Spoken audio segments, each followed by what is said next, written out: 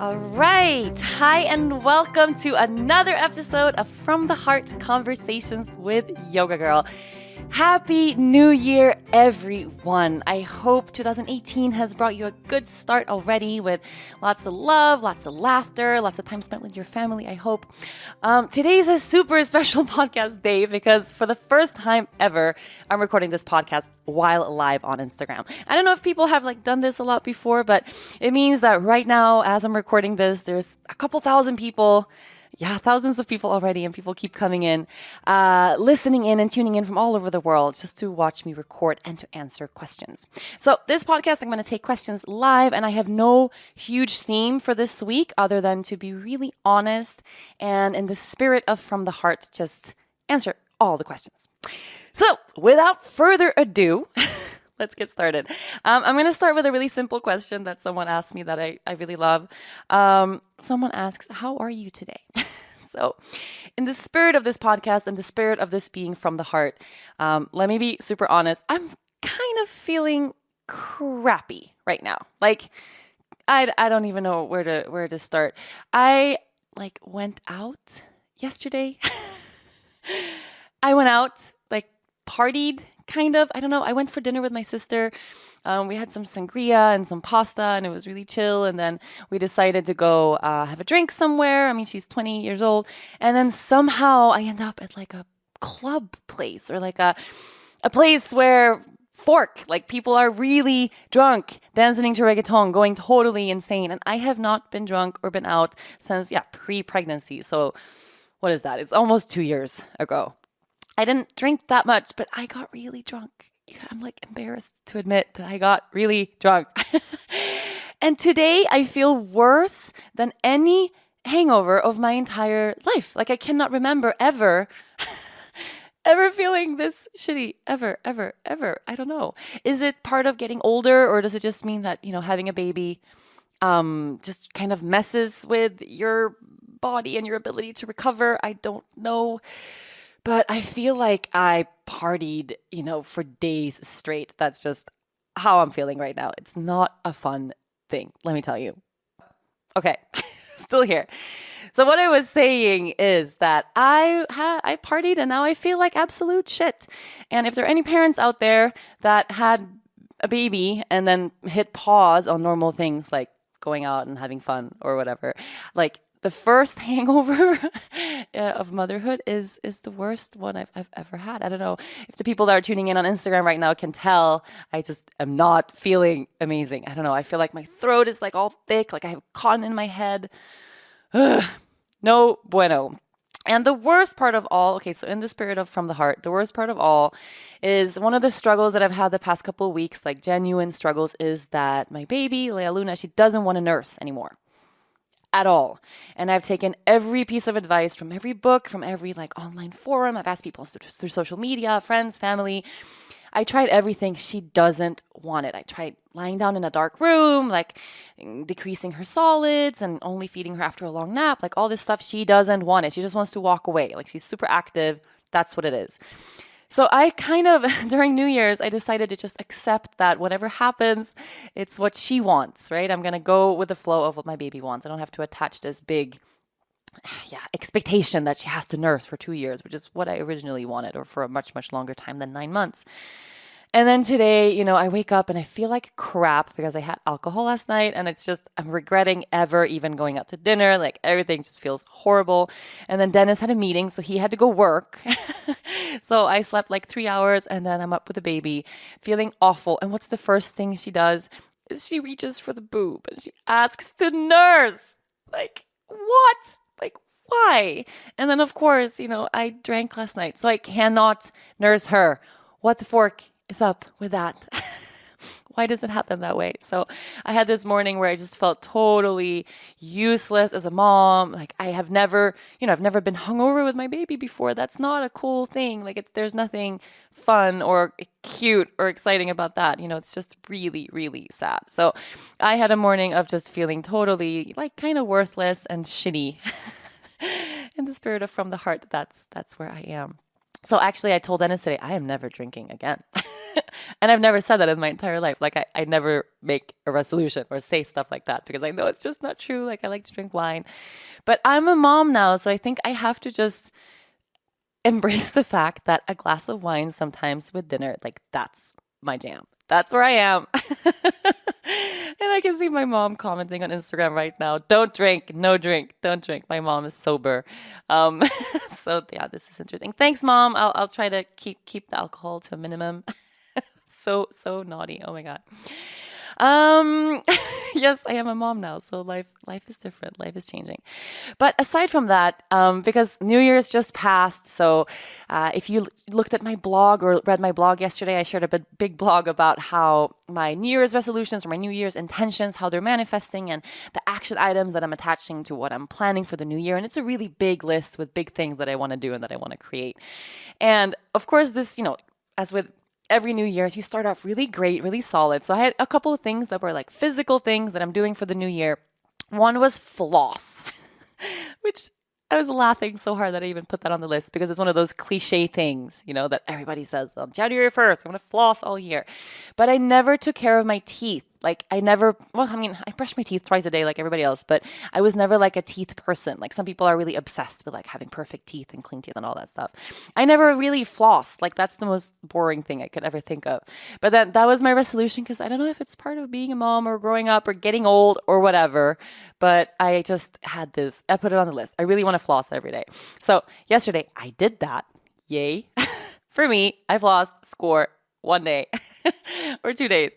And then on my list I had, because Dennis has been asking me for months, he really wants to go for a run once or twice a week with the family. So now we have a little running stroller so we can all go run together. And it's like a really fun thing, he thinks. I mean, running for me is like torture. If you are a person listening right now and you're a runner, like I feel like your brain is just wired differently than mine. Running is the worst. And people talk about this runner's high, like after X amount of minutes or whatever, you're supposed to get like this endorphin induced high. I have never gotten there ever. I just feel miserable the whole time. I run until I just feel like I'm going to die. And then, that's what it is. But now, my husband is training always for Ironman and he's doing more next year or this year.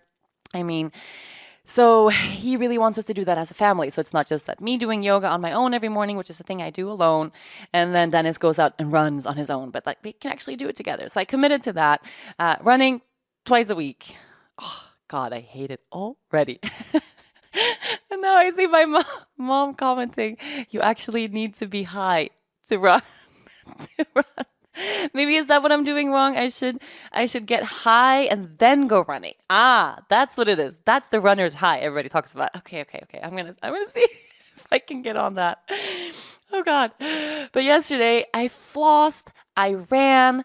On my list also was blog. I blogged, like I did all this stuff that was on my list. I felt so good and so amazing. I cleaned out the house. I started organizing some stuff. Like I felt really on top of my shit, And then I went out to dinner and then I drank and then I woke up this morning and life just feels totally pointless.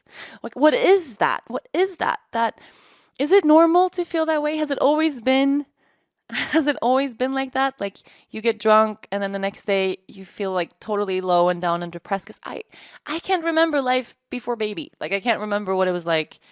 I cannot remember this. Maybe that was just the thing and you're just used to feeling semi-shitty. Because I would have like once a week I'd go out and I'd dance or have fun and get drunk or whatever. And I always, I used to be a party girl and I don't remember this feeling of feeling like total shit. Like I don't know. And it's not just physical, but emotional. And I start feeling like, all my New Year's stuff is out the window. And I don't know. I think I'm reevaluating my relationship with alcohol overall.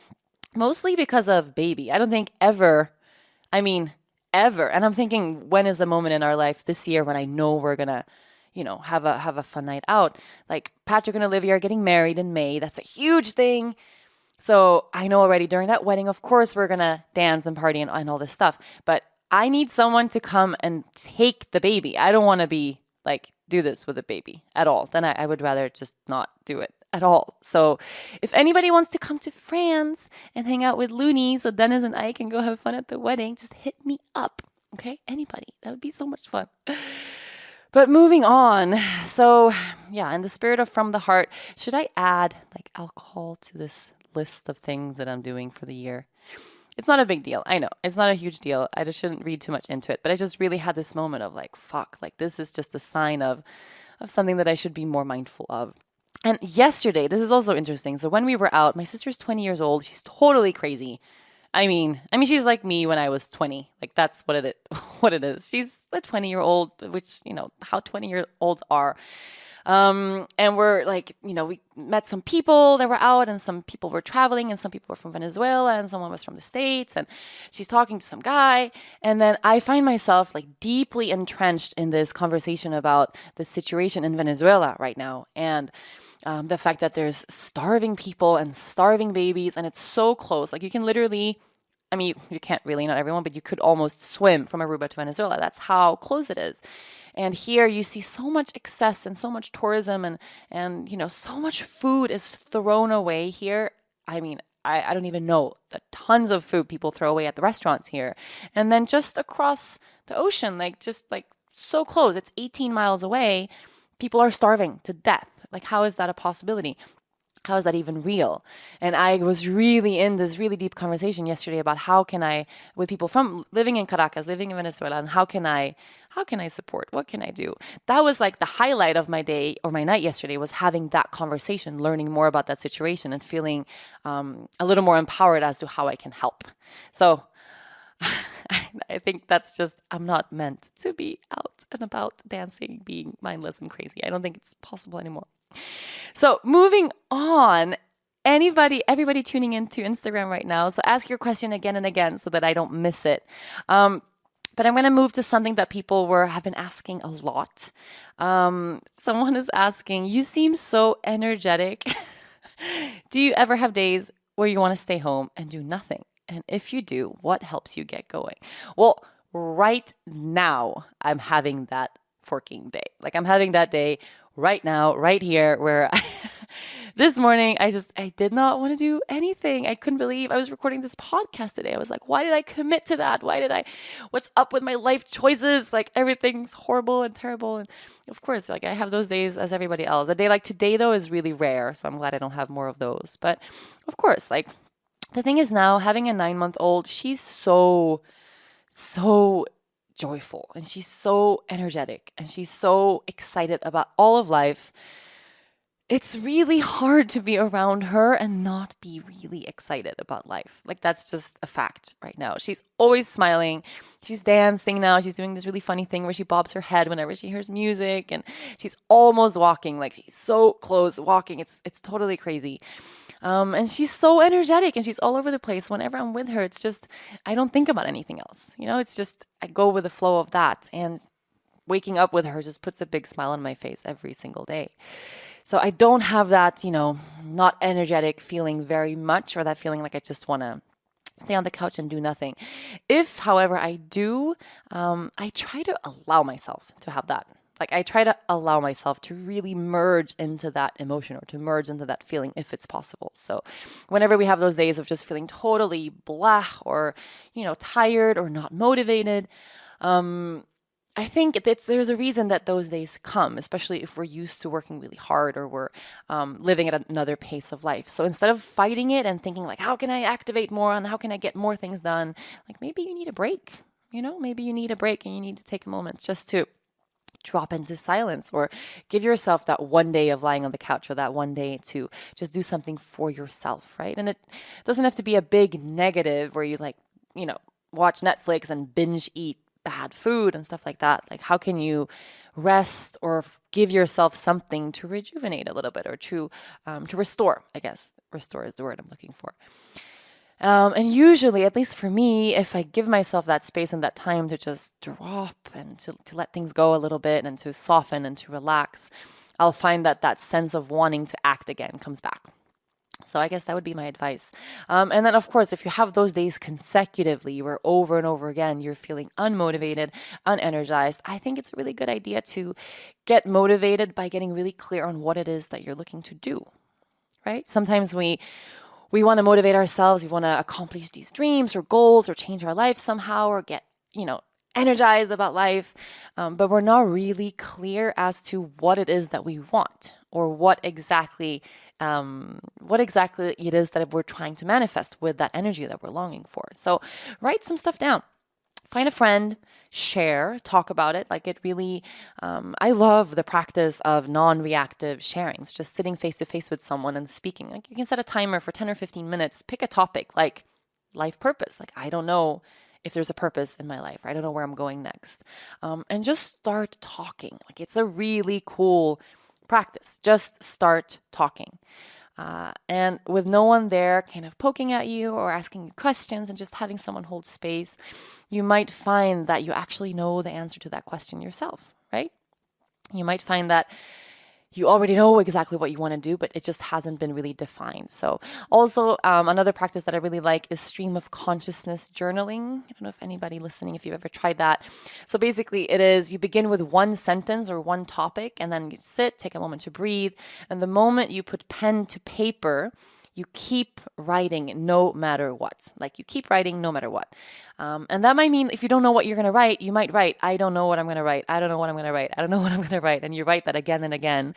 Or you write, this is stupid, or this is bullshit, or I am tired, or I don't know what, you just write gibberish until you arrive at something. It really works. A couple of sentences that I like to start with, a practice that I do a lot is if there was no fear present in my life, if I was fearless, right? If I was completely fearless, what would I do? And then you continue or follow up with that sentence, or just answering the question of right now I feel, and then continue writing and see where that goes. So yeah, stream of consciousness journaling and sharing is a really good practice, and just talking to someone. It's good to have that one person in your life you can bounce ideas of. It's good to have a person in your life that can pull you out of a funk, right? Do you have that person in your life, the person that can, when you're feeling low, when you're feeling down, that one person you can call who can like pick you up and help you get motivated and help you get excited about stuff again. And right now, that person in my life is my baby. And she does it just organically, so beautifully for me every single day. So I'm super grateful for that. I'm seeing a lot of questions come in, and I'm seeing a lot of like smiley faces. And hi, Matt. I see you. Look at you. Give Ariel a hug for me. You guys are so beautiful. And Mom. Okay, I see you, Mom. Mom is like, Mom, you don't have to be the number one commenter in the comment feed. You don't want to be the one person who posts the most comments on Instagram. Trust me, that's not who you want to be. Oh, you guys are so beautiful. You are listening to From the Heart, Conversations with Yoga Girl. When it comes to bra shopping, it's all about finding the right fit for you, something that's much easier said than done. After too many years of wearing uncomfortable and poorly fitting bras or ditching them altogether in protest, I finally found the lingerie brand for me, Third Love. Third Love has changed the industry. Did you know that other bra brands only carry 15 sizes? Well, Third Love has 60 sizes from AA through G, including half cups.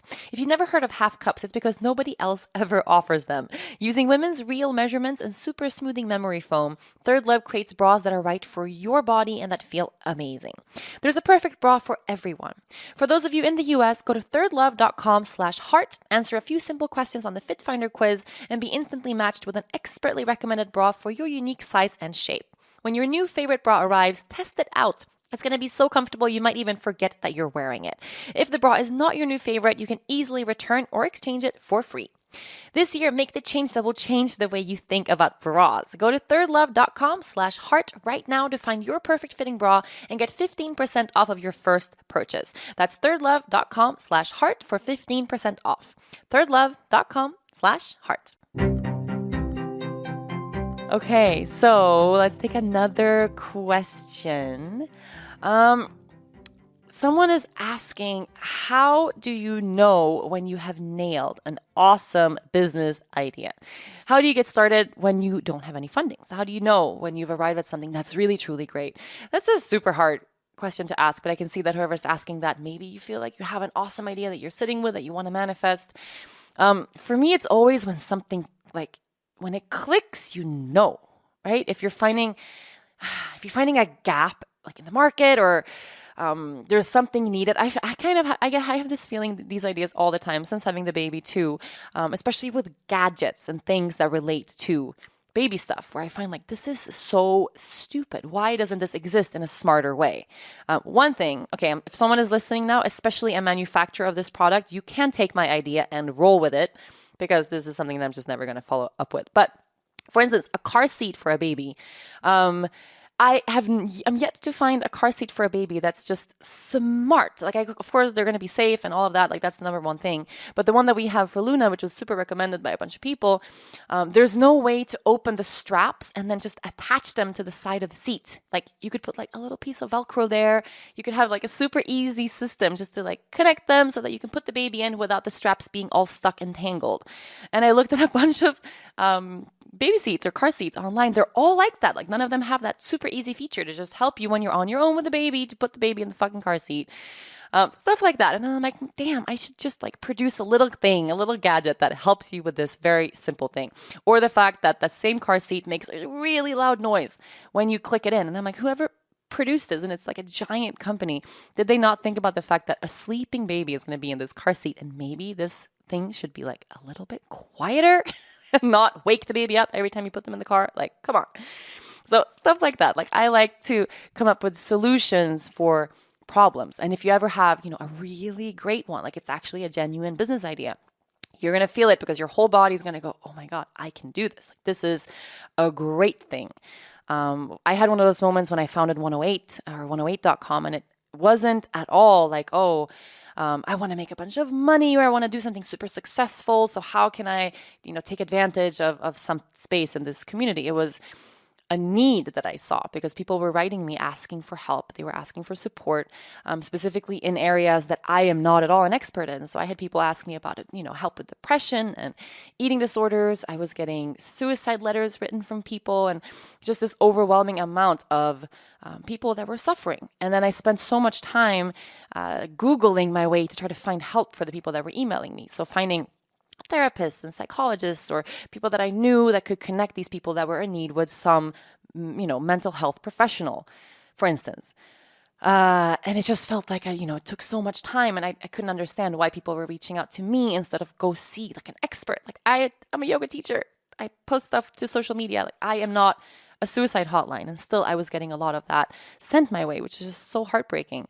So what I realized is that there needs to be something much more profound than social media. Like, there needs to be something that's much more profound than just Instagram. Like, Instagram is great for inspiration, for motivation.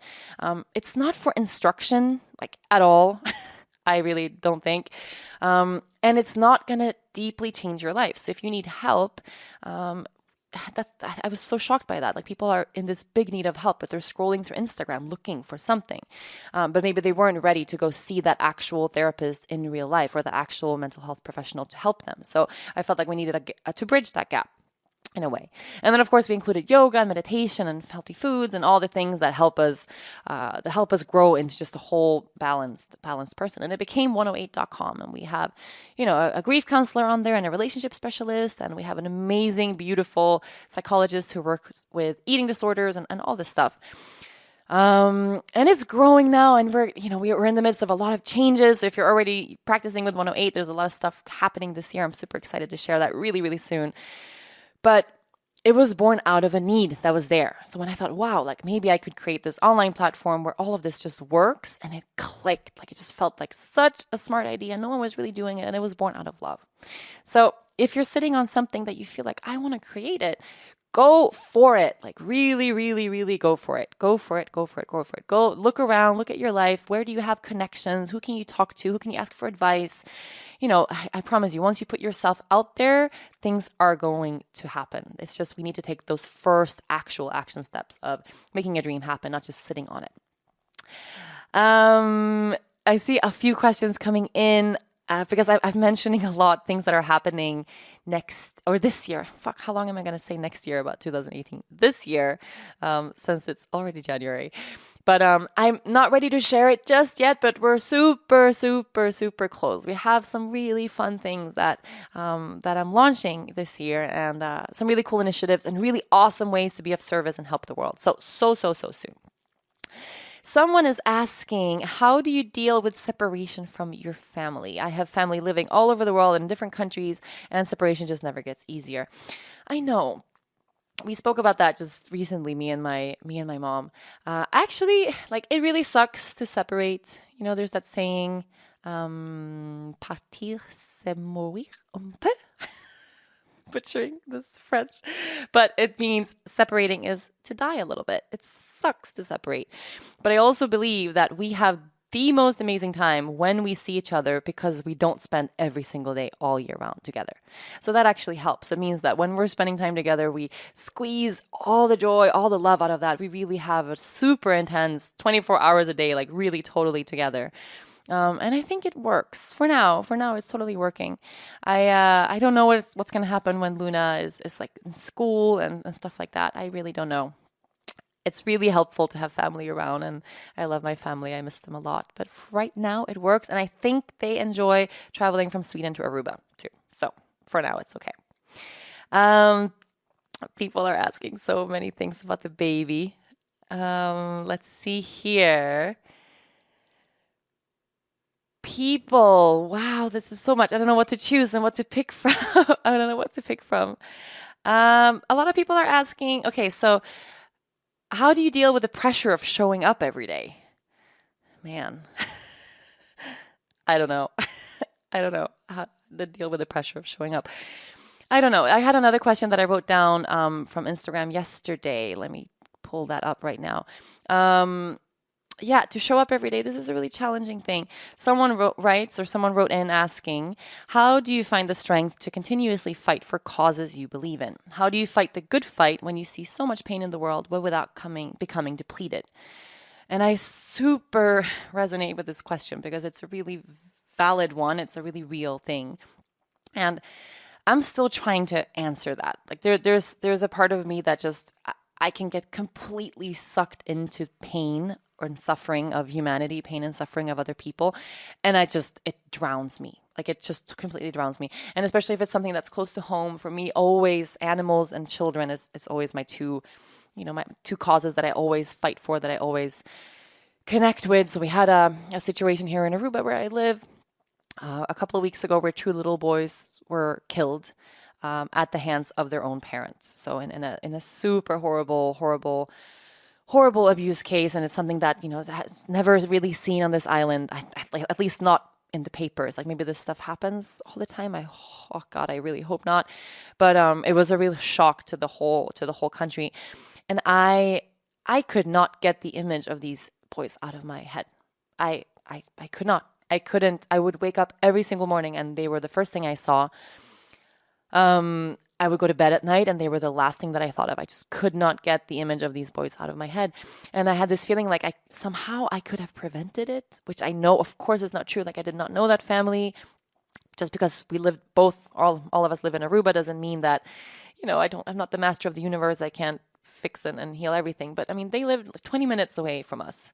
So this island is really, really small. And somehow I had this feeling of, wow, like I have so many initiatives and things I want to do, but we do a lot of work globally. So we have with 109, our Global Missions Foundation, we have initiatives all over the world. So we do, Ecuador and Greece and Nicaragua and Latvia and Sweden and Congo and, all over. Thailand, we had an initiative just now. And then this stuff is happening in my own backyard. Like that was a really hard pill for me to swallow, that I've been focusing a lot of attention elsewhere, but then there's this horrible stuff happening right here in my own community where I live. And I had easily a whole week where I was every day in tears, every day crying. I put the picture of these boys. I put it on Instagram. You can scroll through a couple of weeks back. It's there. I still have those pictures in my phone. I had them for that whole week. I had them as my screensaver. I didn't want to forget about them. Like I really wanted to find a way to honor their memory. But once I got out of that really intense heaviness, which is just so difficult to deal with, but I think it's important that you let yourself feel that, right? There's a reason we want to do good things for the world, because we feel and we connect and we feel the suffering of other people and we want to help relieve it, or we want to help ease that pain. So allow yourself to feel that and then take action, right? And then act. So when I got out of that really heavy, horrible feeling, the first thing that I did was I started, looking around and okay, what's already happening on this island? We have 2 orphanages here. One is for small, like young kids, 0 to 6 years old, and one is for 6 to 18. And turns out they are always full all the time. These orphanages are always full. And these 2 kids that died, I'm so sorry that this podcast and this live feed has taken like a really heavy turn right now, but they had actually been taken from their parents. At least this is what the paper said. I don't know if it's all true, but they said that they had been taken from their parents, put in this orphanage because they were in an unsafe and an unfit home environment, clearly. But then it was full and too crowded, so they put the boys back home. Which to me is just, okay, so there's an issue on the island here with facilities. Is it that fucking simple? Like, we need to open a 3rd orphanage to house more kids that need to be removed from unfit parents? Like, that sounds like a pretty simple fucking thing to do. Like, okay, like how much money do we need to raise to open an orphanage? What are the laws? Do we need to work with the government? What kind of people do we need to have work? Of course, it's a huge initiative, but after that, I can see clearly in my mind all these steps, all these action steps that I can actually take. Like, I have a friend who's a child psychologist, works for the government or used to work for the government. I have a lot of connections in this area. Like, I just immediately, I could write, 15 things down that I can do now to start making this happen. So, and that's how we make change. That's how we get going. So I hope at some point of this year to have something really solid. And it might not be like exactly that, we're going to do more research and we might find out that, okay, that's not exactly what's needed. Maybe it's something else. We need education, or you need support for the social workers. Like, it could be a totally different thing that this will embody, but something. I'm going to do something. So I guess my answer to that question, it was a long answer, is use that pain that you feel when you connect to the suffering of other people. First feel it and then use it and let it fuel you to do something fucking epic. And we need everybody out there to find a cause and fight for it. If you're out there right now, you don't have a cause that you're truly believing, like you're not actively of service, I would love for this to be your invitation to go out in your community and look, how can I be of service? How can I help? Everywhere there is something, everywhere. And you have to find that one thing that you deeply connect with so that you can make a change that's lasting and where you feel motivated all the way through. And it's going to change your life. Being of service is going to change your life. It's the single one thing that you can do to improve your well-being overall. If you look at it from a super selfish standpoint, just like, okay, how is it going to change my life if I start helping other people? It's going to elevate every level of your being. You're going to operate on a totally different level. And you're going to find that just giving to others, it's the greatest joy. So do it for the world, do it for yourself, do it for all of us. Seva, be of service. You are listening to From the Heart, Conversations with Yoga Girl. Does your New Year's intention involve improving your health through what you eat? It doesn't have to be that hard. This year, you can start off strong with Sunbasket, a weekly meal delivery service that sends you organic and clean ingredients with easy-to-follow recipes. For all of you in the U.S., you get $35 off of your first Sunbasket order when you go to sunbasket.com/yoga. When you have healthy meals regularly delivered to your door from Sunbasket, it's easy to stay on track and not to mention explore delicious new recipes right in your own kitchen. Personalize your meals to be any mix of paleo or lean and clean, gluten-free, vegan, vegetarian, Mediterranean, and more. Pick from 18 recipes each week and receive organic ingredients and house-made sauces you won't find anywhere else. Each meal is created by award-winning chefs and approved by nutritionists. With pre-measured ingredients and step-by-step instructions that are super easy to follow, you'll be eating delicious, healthy meals in just 30 minutes. With Sunbasket, you have total flexibility. You can cancel, skip, or change your meal plan at any time. Just see how easy it is to keep your wellness on track and get healthy, clean meals on your table. For those of you in the US, go to sunbasket.com/yoga today to learn more and to get $35 off of your first order. That's sunbasket.com/yoga for $35 off. sunbasket.com/yoga. Okay, a couple of questions have come in right now. So yeah, speaking of kids, there's a lot of questions coming in about the baby. I've seen so many, and people were emailing these in too, questions about Lea Luna and her eating, or questions about Lea Luna and her being vegan, which is really interesting. So I'm vegan. I've been vegan for 3 months. My husband, as you all know, is not. If you heard our last podcast together, he has suddenly on the spot, he created his own label for his eating habits. He calls himself a pescator, which I'm still very unclear as to what that exactly means. But it basically, he says it means someone who's really into fish and obsessed with eating fish. Sometimes eats a little bit of meat and then maybe once a while a vegetable. Knowing him, he eats a lot of meat. And we have this conversation all the time. Trust me, all the time. And with the baby, before I was vegan again, because I used to be vegan for years. And then I had like a couple of years where I lost my way and I was eating cheese and ice cream and all this shit. And as soon as she was born and as soon as she started eating solids, I knew like I'm not going to give her animal products. Of course not. That would be crazy because I still have the core values of a vegan person. I was just lost, I guess. So I was already then kind of thinking like, okay, I know if she's going to be vegan because I'm not going to give her, breast milk from another mammal. Like that to me just doesn't sound good. But still I was eating it myself, which is super weird. But I just decided, I said, hey, Dennis, like, I really want her to eat plant-based food. And he was like, of course, yes. No, but that's great. And I'm like, well, why don't, like, and you eat a lot of meat. Yeah, but I mean, that's me and I'm older and, who cares? And she has to be super healthy, of course. And, so he was right away on the vegan train for her, which is, I think says a lot about us that neither of us were. And then when I transitioned 3 months ago, it became so clear and so easy. So now she eats food from my plate. Like we had a party at Island Yoga 2 days ago. We had our 1 year anniversary with a huge buffet of amazing vegan food. And she just like is eating everything like hummus and pita and olives and grilled vegetables. Like she loves all food. We are yet to encounter anything aside from carrot. She does not like carrots. Everything else she likes and eats everything. Like she had spicy food accidentally and did not flinch. So she's just a child who likes to eat. But yeah, we didn't have any argument, no discussions, no big issues in terms of Luna growing up as a vegan.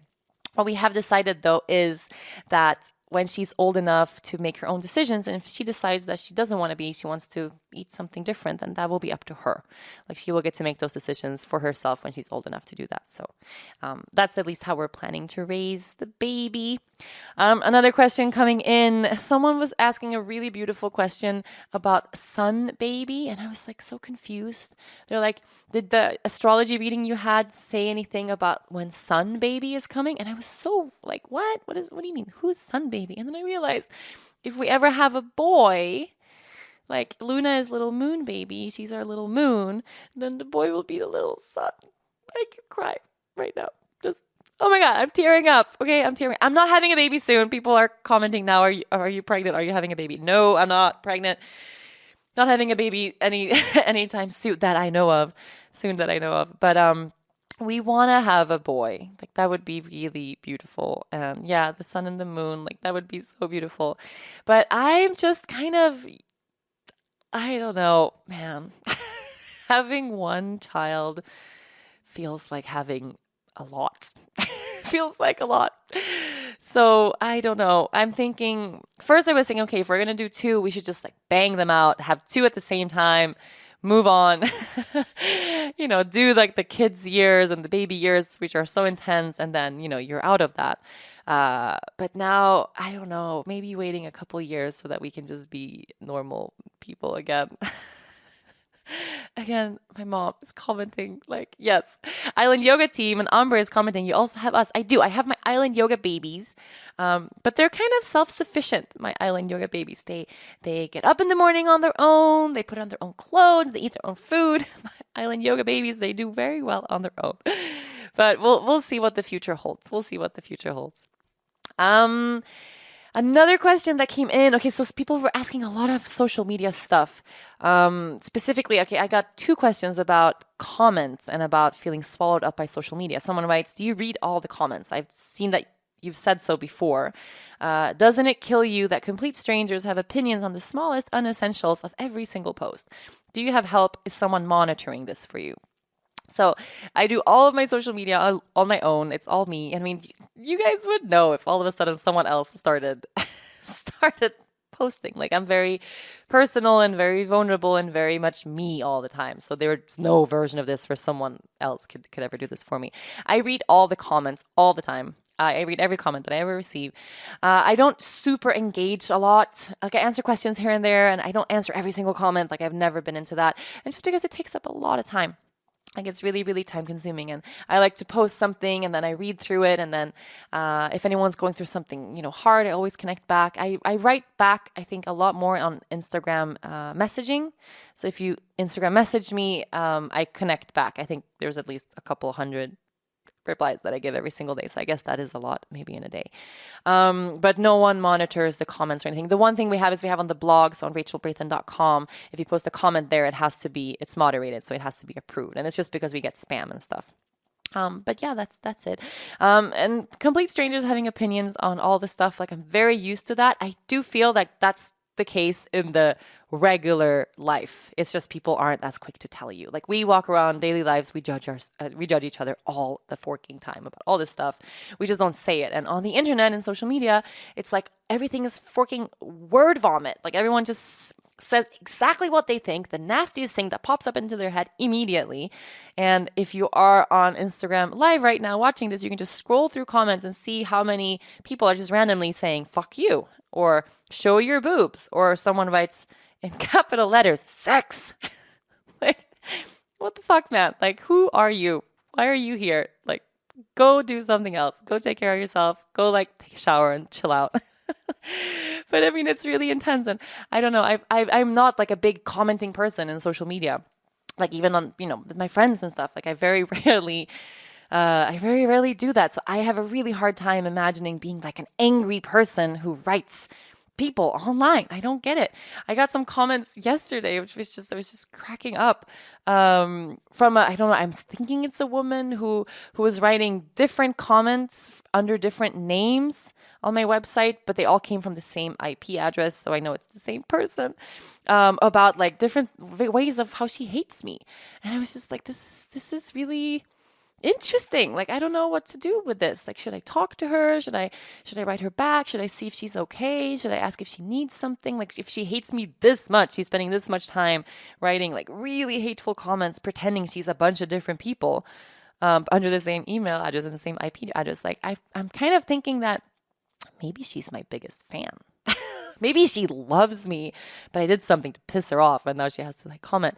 But I have a really hard time understanding that, like the negativity and the hate like that comes through social media and that comes through the internet, because I don't know. And I know most people that listen to this, you're probably not that person. I'm going to guess. One of my favorite things, though, is when I have someone who writes something really horrible and then they change their minds. Like, that somehow happened a lot. I don't know, I can't remember exactly about, I think baby stuff, that I would get an email from someone saying like, hey, I commented the other day that I thought you were being super stupid with this and that decision. And now I realized like that was a totally crazy thing to tell a stranger. So I'm sorry. And I was like, whoa, this is awesome. Like, can we have more of this? Like, like, I don't know. It just becomes this totally crazy thing. So you have to, in Sweden we say, ta allt med en nypa salt, which means, is that an English saying too? Like, you have to take everything with a grain of salt? It is an English saying too. So yeah, you can't take everything too seriously. That's just the thing. And what I'm working on right now is not like being okay with not pleasing everybody. And it's really hard. It's really hard. I want everyone to like me. I have issues. No, but it's really hard for me, especially if I shared in the last episode of the podcast, we had a woman who was here at the studio who had a super bad experience and she was really unhappy with the class that I taught. Like, that's what it is.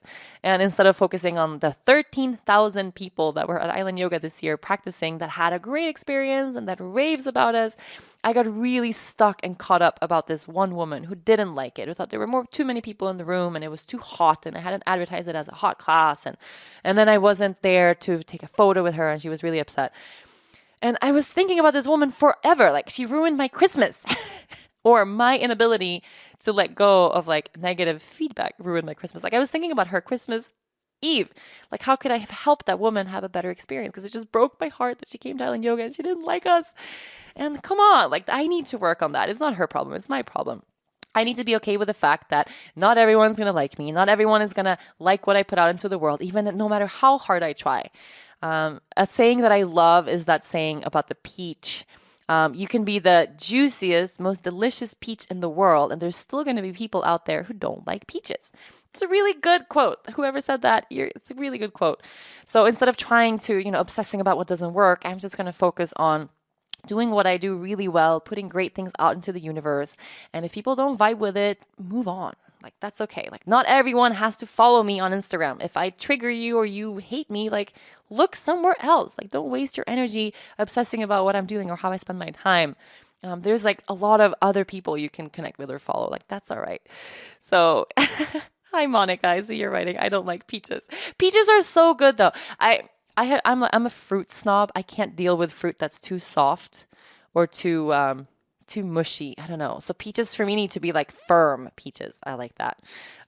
Yeah, I don't know why I'm a fruit snob. It's weird. Okay. So yeah, thank you for asking those questions, you guys. It's super beautiful. Someone else is asking for yoga retreats. And I don't know if this question comes from someone who wants to lead their own yoga retreats or if it's from someone who wants to attend the yoga retreat. But he or she is asking, what are 3 things that you always include in a yoga retreat? And it's hard to pick just 3. Aside from asana practice and the physical practice, of course, that we do in the room, I always include sharing sessions. Always, always, always. So we get to sit face to face, either in a big circle or one-on-one, or in groups of 3 and 5. And we get to intimately, openly share about usually challenging subjects. This is a life-changing practice. So the practice of satya, the practice of speaking truth, it's a really big one. Sometimes people come to these retreats that I do and they are so surprised by these practices that we have and, really uncomfortable. And we look each other in the eye for a long time. Like, it's a very intense thing. It requires a lot of vulnerability and intimacy, which is hard for most people here. Here as in this world, like, it's a challenging thing to be that intimate with a stranger. But it shows you so much about who you are, and it's such a beautiful practice. And now at the end of the retreats, it's always everybody's favorite thing. It's always the thing they miss the most. So that's one thing I always include. I always include some form of journaling also, usually connected to a big intention setting ceremony of some sort, so that everyone at the very beginning of the retreat can truly arrive at answering the question of, why am I here? Sometimes and that's a good thing to do for anything big that you're doing in life, or any new cycle that you're starting, or of course the new year. If you're struggling or, you're embarking on something new, like a new project or new business, get really clear about your intentions and set really loving intentions so that you know why you're doing what you're doing. So that it's just not a mindless thing where you're just kind of soldiering on and going on and on about your life, but you want to be mindful. You want to live a mindful life so that you make decisions that actually take you where you want to go. I've been having this conversation with my sister who's here in Aruba right now. She's 20 years old. She's going to be an opera singer. That's her big dream. She's an amazing singer. She goes to music school. She spends her whole life dedicated to achieving this beautiful, beautiful dream. She's so talented. And I can see her in New York or in Vienna, at the opera, like really making it, which is super hard, really, really challenging field to be in. It requires so much work, right? And then she was having a low moment where she said, I just kind of want to like party and not think about anything, or I don't want to study so hard. And I wish I didn't have to think about all this stuff all the time. It's so hard. And we talked about that. And I said, well, it's really easy to say, fuck it. Like, it's really easy to just drop it. It's really easy to take the easy way out and go lie on a beach somewhere. Dennis, my husband, just comments, send bobs. You didn't even write boobs. He writes send bobs, BOBZ. Oh my God, I'm gonna die right now. I lost my train of thought. Oh my God. Okay, Dennis, you're okay. I was saying, okay, so feeling unmotivated.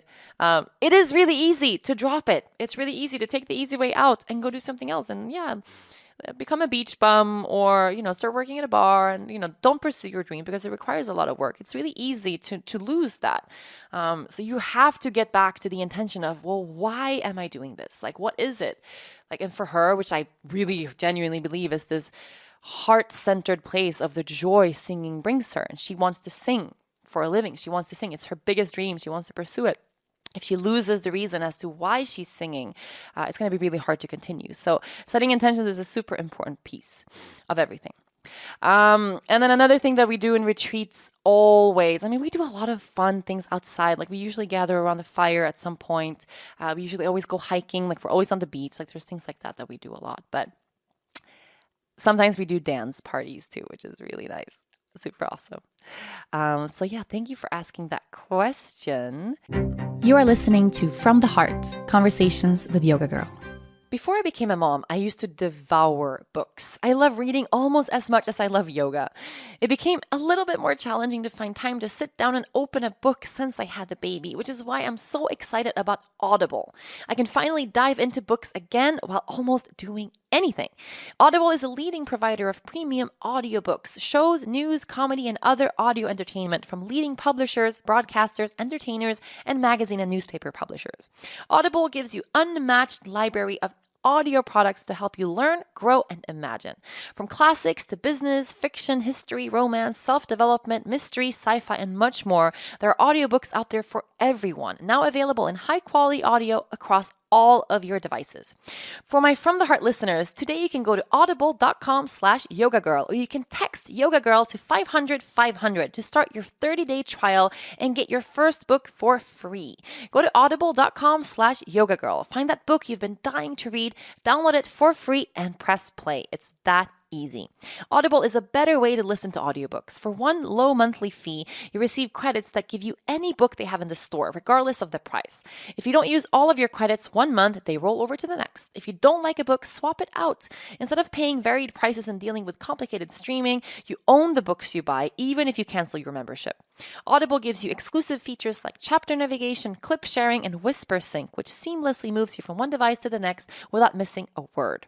Right now, I am listening to an old favorite, The Shadow of the Wind by Carlos Ruiz Zafón, one of my favorite books. I'm so glad I can finally enjoy it again. Start your 30-day trial today and you can receive your first audiobook for free. Go to audible.com/yogagirl or text yogagirl to 500-500 to get started. That's audible.com/yogagirl, and you can text yogagirl to 500-500. That's 500-500 for your first book for free. audible.com/yogagirl. Let me take some more questions from Instagram that I see right now. So you guys, if you're on Instagram right now, listening, ask your questions there. There's so much stuff coming in. I saw a lot of questions about, I don't know if anybody cares about this, but people are asking me about my hair. I don't know. I have nothing real to tell you about my my hair. A lot of people have asked, how can you get your hair to grow that long? The answer to that is I never cut my hair. So I don't have like a magic recipe of some oil I put in my hair to make it grow. I cut my hair maybe once a year. So that's just what it is. Someone is asking, can you sing? Haha. No, I cannot sing, but I mean, I can sing. Everyone can sing. But I'm not going to sing right now because that's not how it goes. I love singing. I sing in the shower a lot. I sing at home a lot. Singing it's really fun, but I'm not the musical person in the family. The musical people in my family is my sister who sings and my brother who is amazing at playing the guitar. And that's what he does for a living. He just plays the guitar. That's his whole thing.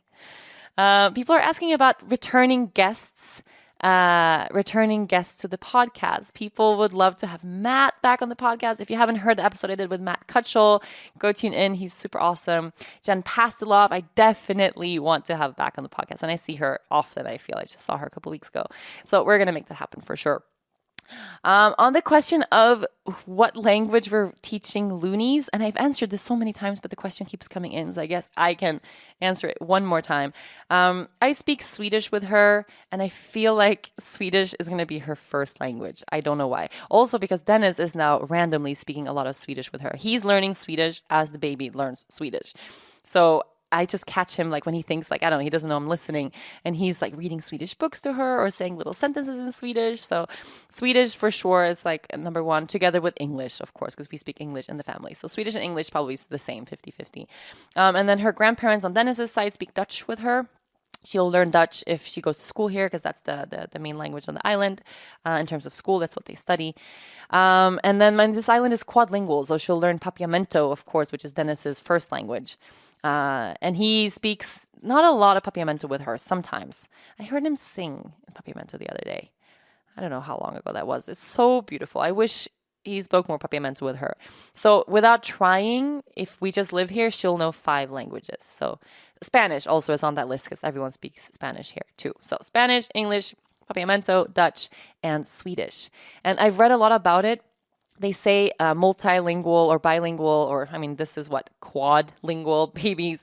They speak a little later, which might be true, but if you stay really connected, so the same person speaks the same language always, there's not really a huge limit as to how many languages a child can learn. Like that's a pretty cool thing. It would be really awesome if she had 5 languages for the rest of her life. So we're gonna rock that as much as we can. In terms of books, you guys, people are asking a lot of questions about books. It's hard because there's so much out there. I have a huge bookshelf at home. I read a lot. I also transition, like I go from book to book a lot. I'll come back to certain things again and again. So it depends on what you're looking for. A book that books overall that I always come back to is anything by Osho. So if you don't know Osho, any of his books or transcripts of talks, which most of them are really, really beautiful. There's a great one on intimacy that I love, that I have at home that I read a lot. We have at the studio, the book on courage is also really beautiful. Power of Now is a good one too. Be Here Now by Ram Dass. Those are like the top, I don't know how many I just mentioned, but that are like my go-to, especially if I want to just drop in and connect in a place of silence. But then there's other things. I don't know. Have you heard about a book called Yoga Girl by this person named something, Rachel Braithen? I have a book. So if you haven't tuned in and checked out my book, you should totally do that. Segueing into another question about my next book that everybody knows I've been writing for what feels like a forking eternity. I don't know how long I've been working on this book. It was so hard to write when pregnant. It was so hard to write with a newborn baby. It's getting harder to write. It's not getting easier. So my original deadline for this book passed many moons ago. I'm going to finish it now. I'm going to finish it within the next 2 months. And finish it for me means hand in the final manuscript. And then there's, of course, the whole process that I do with my editor. So I don't know when it will be released. I don't know. I will get back to you on that. I have to first get my shit together. It was part of my intentions this year is to write 2 hours a day. Did I do that today? No. Why did I not do that today? Because I'm not feeling good. Oh, Ervin, hi, I see you. How are you? Oh, say hi to your little brother for me. You guys are so beautiful. Okay, I'm going to soon wrap this up. I'm going to take 3 more questions. So bring it on. 3 more questions. Okay, here's a good one. Do you have any tips for dealing with anxiety? This one came in a lot. A lot of people are asking about anxiety. Do you have any tips for dealing with anxiety? I have a lot of tips. I don't know. I'm not, the super expert. I don't think. My biggest anxiety that I've ever experienced in my life came after I had a baby.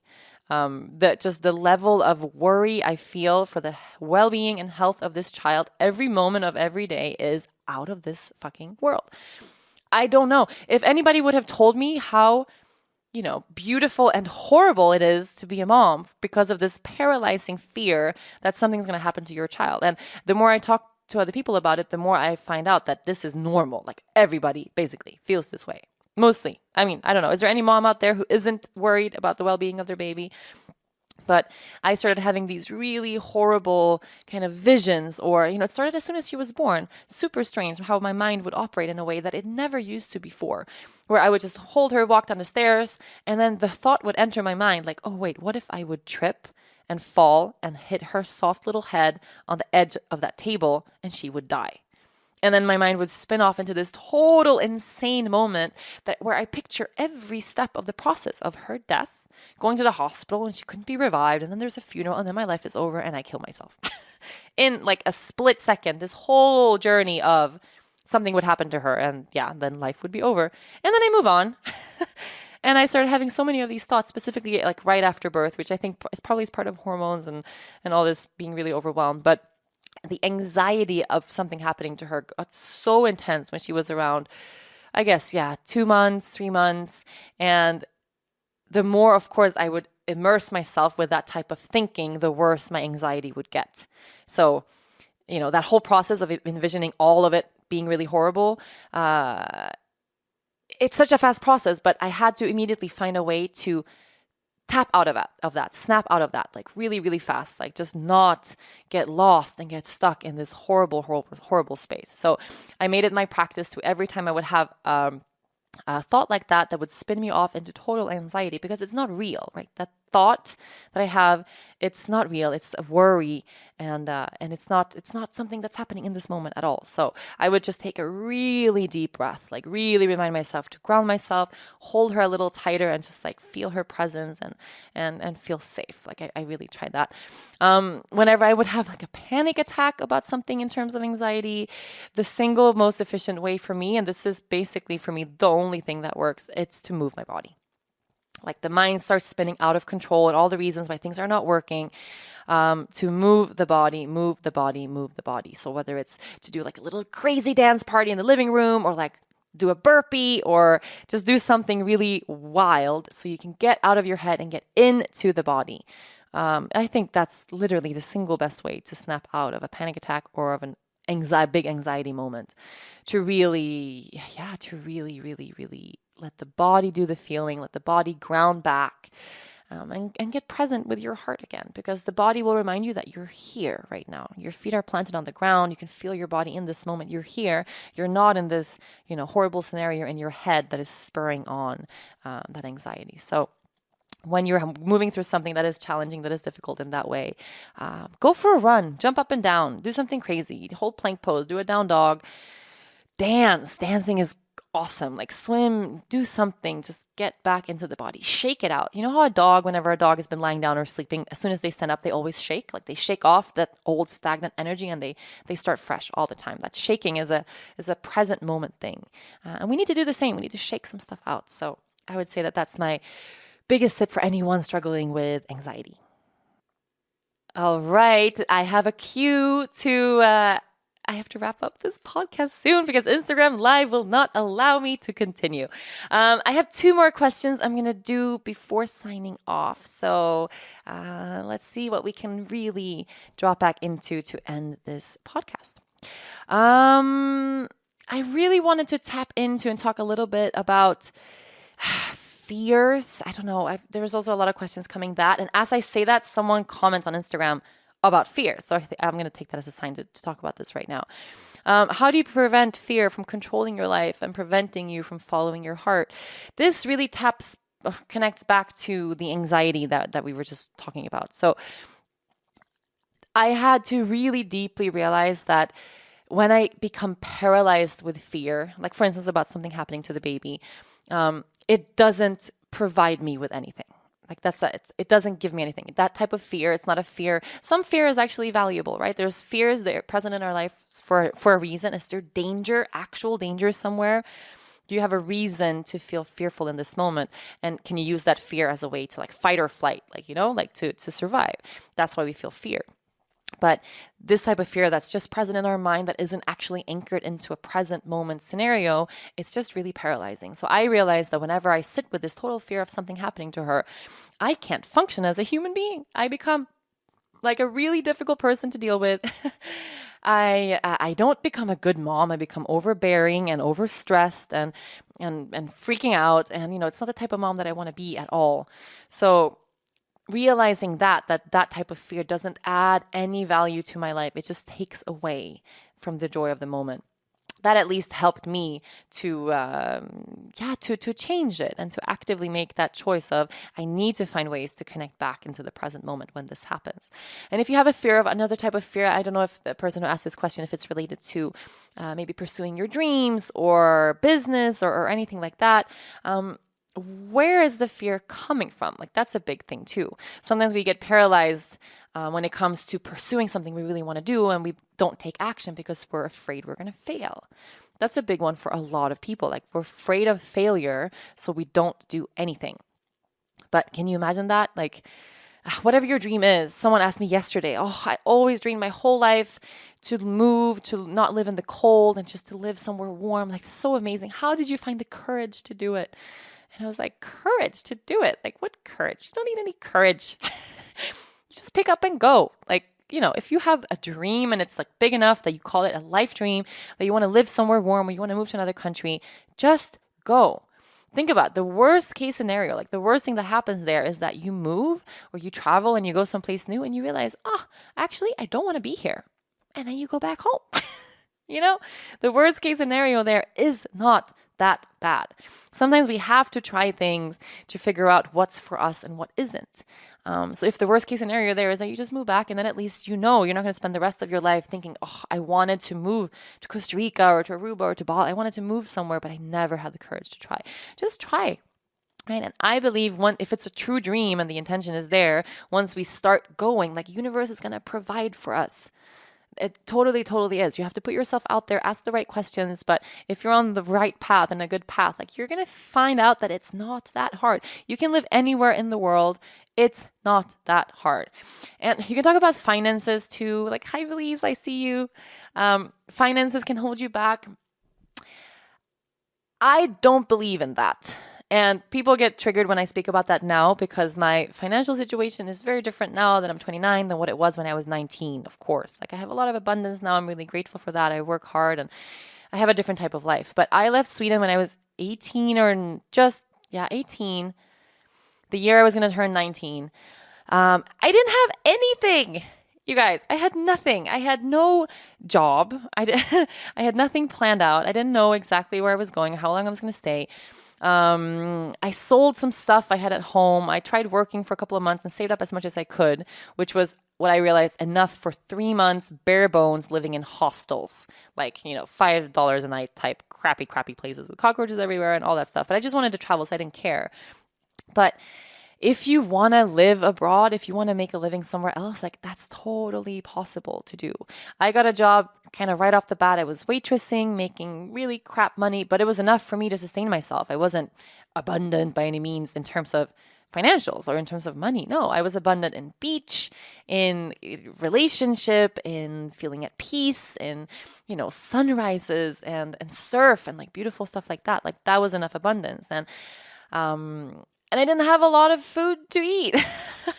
I didn't have a lot of all the other stuff. And there were moments when I didn't have any plane ticket out anywhere. I had no savings account. I didn't even have like a bank card. Didn't have a computer. Didn't have any of that stuff. And no place to go. And just trusting that I'm going to be okay goes a really long way. So I would have to get super creative. And I worked at a dive shop for a while, or supported a friend with something here and there, or see if I could house sit for someone so I didn't have to pay, money or pay rent if I couldn't pay rent anymore. Like, along the way, like, if I look back at it now, if I would have known, okay, you're going to arrive in these situations where you're not going to know how you're going to fix it, right? You're going to sit there and you're going to have no money, or you're not going to be able to pay your rent. Like, that would have been a kind of a very paralyzing fear, I'm sure.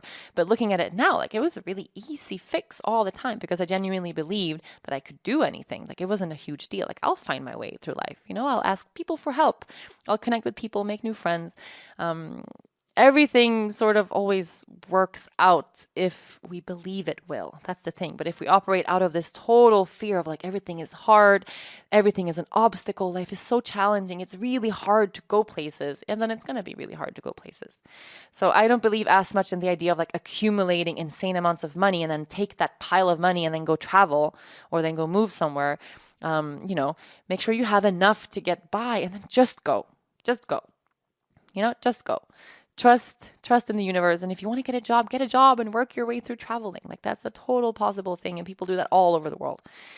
Here in Aruba too. We have people that come through Island Yoga and work for a little bit and then they go, and it's a totally normal thing. So don't let fear paralyze you, or don't let fear hold you back from trying, right? And if you're really panicked, like, you can always have a little buffer of something that like, hey, if I want to go back or I want to fly back home, like, I have that, So worst case scenario is just that you fly back. So don't worry. Just travel. Traveling enriches your life to such a degree. Everyone should travel in their lifetime. I'm going to answer one last question now. What should be our last question? Should it be a yoga question? I'll wait for some Instagram comments to come in. I love you guys too. Thank you for listening. Thank you for commenting, for writing, for not commenting that much stuff about my boobs. That's super helpful. Let's see. Okay, I can end with this question. It's pretty good. Someone is asking, do you have any plans for tours in 2018? So I can talk a little bit about 2018 and what this year has in store. I shared my intentions and all that on the blog yesterday, so you can go tune into that on a really personal level.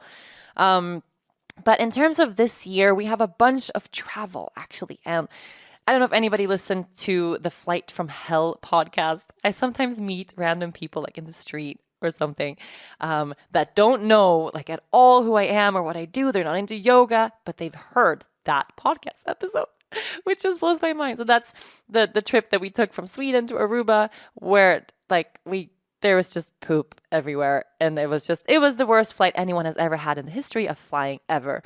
And it's a really funny podcast episode, but I think that episode went like a little viral in like some weird way, because a lot of people who aren't in this community listened to it and were just laughing their asses off. And after that trip, where there was just poop everywhere, the trip from hell, I vowed to never fly with a baby ever again.